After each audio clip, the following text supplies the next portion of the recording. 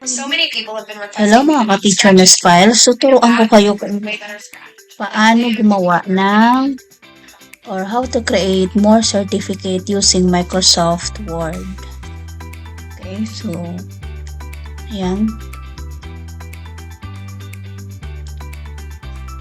O dapat meron kayong files ng list of your pupils sa Excel file.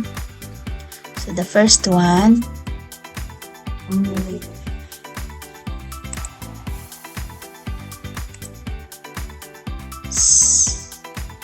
ang gagawin ninyo,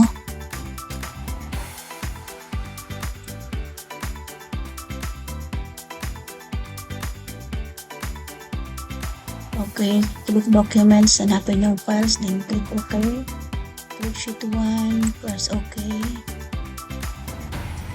then delete the name, insert merge field, ayan yung unang pangalan ng pupil ko, yun, finish and merge, edit individual documents, click all, okay, dapat naka-highlight yung all,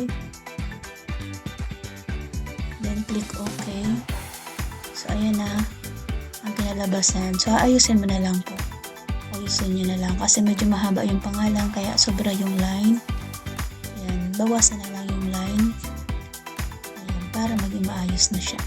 So same with the existing documents, kung ganyan ang kinalabasan, aayusin na lang po. Pero pag maiksi naman yung name, wala naman siyang problema. Medyo makulit yung cursor ko, hindi makontrol ng maayos. Ayan, so dadagdagan ulit natin siya ng line.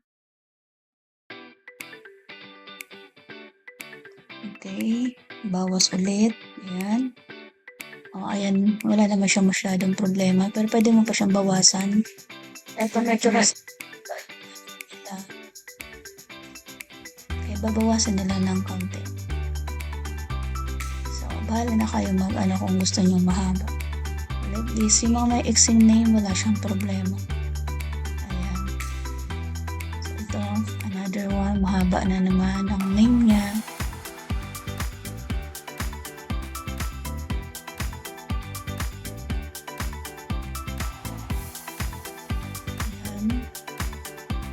Okay.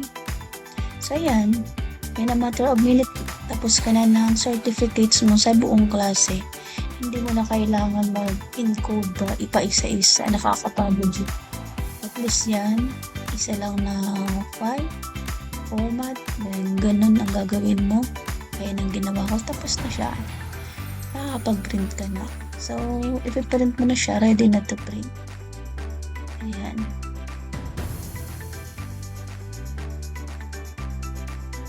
So, if